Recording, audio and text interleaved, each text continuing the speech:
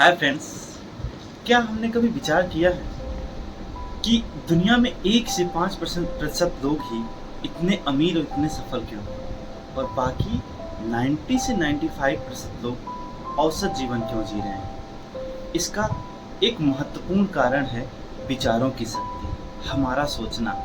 तो आज हम बात करेंगे इस बुक की, थिंक एंड ग्रो रिच, सोचिए और अमीर बनिए।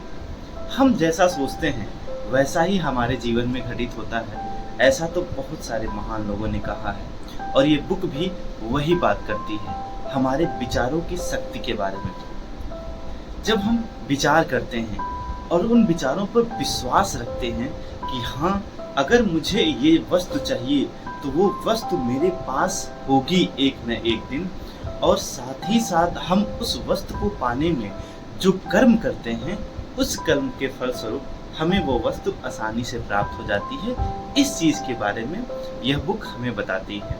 यह बुक एक मोटिवेशनल किताब, जिसके बारे में पढ़ते हैं तो इस बुक में बहुत सारे टॉपिक्स दिए हुए हैं, जैसे आत्मनियंत्रण कैसे करते हैं, हमारे एनर्जी का ट्रांसफॉर्मेशन कैसे, हम अपनी एनर्जी को अच्छे कामों में कैसे लगा सकते हैं, हमारा डिसीजन कैसा होना चाहिए, हमारा किसी चीज़ को लेकर कमिटमेंट, हम कैसे कमिटमेंट करके उस चीज़ पर लगातार काम करें, विचार करें और उस चीज़ को प्राप्त कर लें। इन सब चीज़ों को लेकर यह बुक हमें सिखाती है। इस बुक के जो लेखक हैं वो हैं नेपोलियन हिल, जो एक बहुत बड़े सफल अमेरिकी लेखक हैं, अमेरिका के रहने वाले। और हम जानते भी हैं कि इस समय अमेरिका के लाइफ स्टाइल, वहाँ के लोगों का जीवन कितना सफल है। शायद उसमें ऐसे लेखकों का भी एक बहुमूल्य योगदान।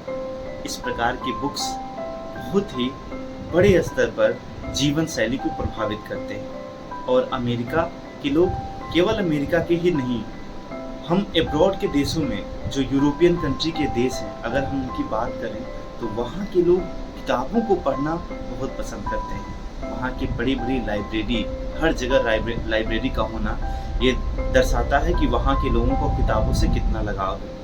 लेकिन वहीं अगर हम भारत की बात करें तो भारतीय लोग इंटरटेनमेंट पे ज़्यादा ध्यान देते हैं, किताबों के पढ़ने पर वो ज़्यादा ध्यान नहीं देते, जबकि किताबें ही हमारे जीवन को बेहतर बनाती हैं।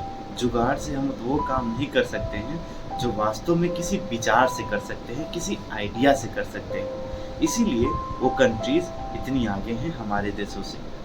ये किताब हमें इन्हीं सब चीज़ों के बारे में बताती है।